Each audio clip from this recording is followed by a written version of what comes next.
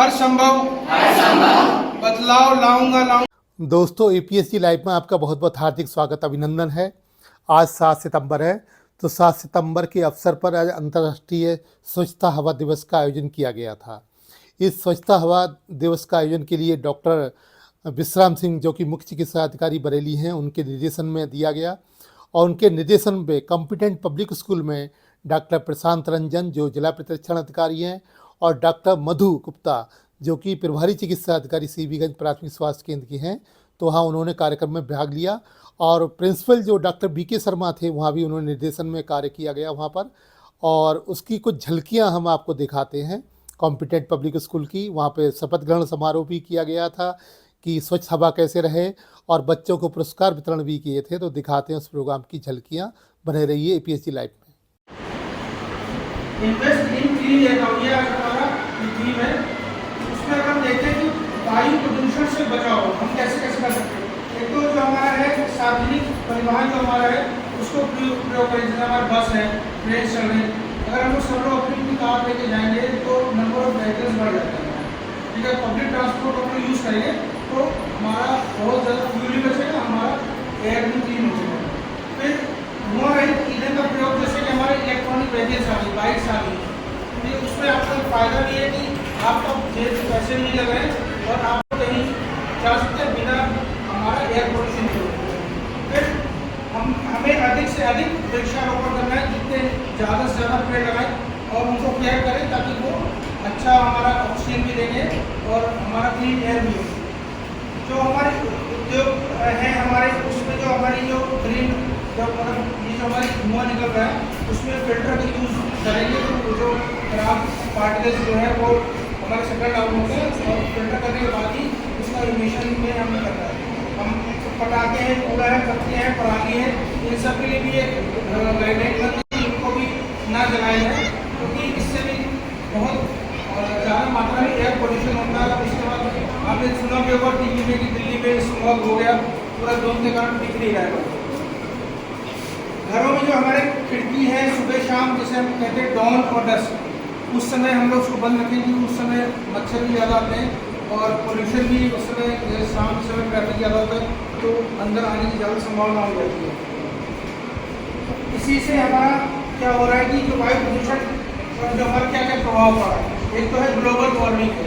आप लोग देखो पिछले सालों में कम मतलब गर्मी पड़ती थी, अब क्या आप देख रहे हैं इस साल आपने देखा कि बहुत ज़्यादा ही हीट वेव हुआ, कई लोगों की डेथ भी होगी हीट से। ठीक है, तो ये ग्लोबल वार्मिंग का इफेक्ट आ रहा है।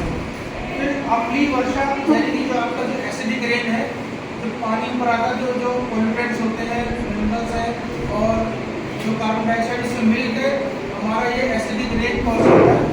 कृषि जो भूमि का क्षरण हो रहा है, हमारा जीवों का विलुप्तीकरण हो रहा है। जो कई आपने देखे होंगे जानवर है वो एक्सटिंक्ट होते जा रहे हैं, उनको बचाने के लिए रिजर्व किया गया। जैसे आप टाइगर देखिए, टाइगर को बचाने के लिए टाइगर रिजर्व बनाए गए। कई कल्चर्स देखिए आप लोग, वो चले गए।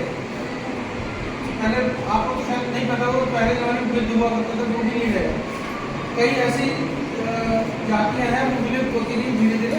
तो ये सब एयर पोल्यूशन के नतीजे से ये होता है। जो आपने देखा होगा कितने आर्टिकल्स आ रहे हैं, उससे क्या होता है जब भी ये एयर पोल्यूशन होता है उससे इफेक्ट इतना ज़्यादा ग्लोब पे हमारे पड़ रहा है कि जो अर्थक्वेक की वजह से जो हमारे घर हैं वो भी टूट रहे हैं, क्रैक्स आ रहे हैं। फिर इसमें अगर हम आप देखें नॉर्मल क्या क्या कैसे आप पता करेंगे कि क्या क्या हमें इससे इफेक्ट आ रहा है। सबसे पहले आंखों में जलन होने लगती है। आप अगर धूल भरे इलाके से जा रहे हो, घर में आए, आपने आँख रगड़ दिया, उससे भी आपको इरिटेशन, एलर्जी बढ़ गई। ये पहले नहीं होता जब हम क्लीन एयर था। अब जैसे जैसे नंबर ऑफ व्हीकल्स बढ़ रहे हैं, हमारा पोल्यूशन बढ़ रहा है, हमारे आँखों में जलन बढ़ा रहा है। आपका श्वसन रोग जो है, हमारा जो रेस्पिरेटरी सिस्टम है, लंग्स है, वो हम लोग पोल्यूटेंट एयर ले रहे हैं। इसके लिए हमारे बरेली जनपद में भी एक सेंटिनल साइट बनाया गया है और उसमें जितने भी हमारे मरीज भर्ती हो रहे हैं उनमें हम देखें कि इसको एयर पोल्यूशन की वजह से भर्ती होना पड़ रहा है। पहले ज़माने में इतने नहीं होते थे, नॉर्मल कम्युनिकेबल डिजीज़ से लोग भर्ती होते हैं, लेकिन अब देखने में आ रहा है कि सांस के मरीज बढ़ते जा रहे हैं, मतलब सांस नहीं ले पा रहे, ऑक्सीजन लगाना पड़ा है। कोविड भी आया, वो भी देखिए उसके बाद से लोगों में जो कमजोरी आई उससे भी सांस मतलब जो कि फेफड़े कमज़ोर हो गए और एयर पोल्यूशन से भी अब लोगों में बीमारियां बढ़ी, कार्डियोवास्कुलर डिजीज हो जा रही है। इसमें एक पॉइंट ये भी हार्ट डिजीज, जो हमारा हार्ट है उसकी जो वेसल होती है, आपको बता दें नॉर्मल ऐसे है, उसमें जो एयर पोल्यूशन की वजह से जो उसमें और धीरे धीरे उसमें अंदर जमाव क्लॉट जमने लगते हैं, वैसे पतली हो जाती है। ये पतली होने से क्या है कि जब हमारा ब्लड जाने की जगह नहीं होती, कई लोगों से वैसे हार्ट अटैक हो जाता है। और जो हार्ट को पंप करने के लिए जो पूरा पाइप मिल रहा था अब वो पतला हो गया, तो उसको और दम लगाना पड़ा। आप जब एक्सरे या इको कराएंगे तो आपका हार्ट को जो नॉर्मल शेप है उससे बड़ा दिख रहा है। आप सोचिए हार्ट, आपको दिल तो बड़ा होगा लेकिन बड़ा नहीं हुआ। जैसे आप लोग मसल करते हो अपना एक्सरसाइज करते हो, मसल बड़ी जाती है, तो हार्ट को जब पंप करने में दम लगाना पड़ता है, तो उसकी वजह से वो बढ़ रहा है। ये मत समझो कि हमारा हार्ट बढ़ गया, वो हार्ट का बढ़ना जो है वो सही नहीं, कार्डियोवैस्कुलर हो रही है। वो लोग का जब एक्सरे करो नॉर्मल हार्ट इतना दिखा करता है, अब देख रहे हो इतना बड़ा दिख रहा है। उसके अरे मेरे हार्ट हम चौड़े हो गए, चौड़ा नहीं, उसको बहुत प्रेशर लगाना पड़ा, उसकी बॉडी बिल्डिंग हो गई, और एक दिन वो रुक जाएगा दम लगाते रहे। जब उसके अंदर जगह ही नहीं बची तो हार्ट अटैक आ जाता है उसको। स्किन डिजीज, कई लोग खुजली की बीमारी हो गई जो पहले नहीं देखने को मिलती, पूरे शरीर में चकत्ते पड़ गए हैं, स्केलिंग हो जा रही है। तो ये सब भी एयर पोल्यूशन, क्योंकि आपके जो भी हमारे पार्टिकल है हमारी बॉडी में जम रहा है।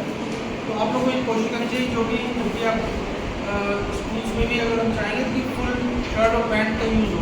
अन्य डेज आप चलिए स्पोर्ट्स वाला डेज लग रहा है, अन्य डेज में आप लोग पूरी फुल पैंट शर्ट पहन के आइए। फिर इसमें कुछ हाई रिस्क हमारे ग्रुप्स होते हैं। इसमें एक तो है जो श्वसन रोगी होते हैं, जो जिनको पहले से भी अस्थमा है सब, वो लोग एयर पोल्यूशन अगर बढ़ेगा ऐसी जगह जाएंगे तो उनको जैसे कहते नहीं अटैक पड़ेगा।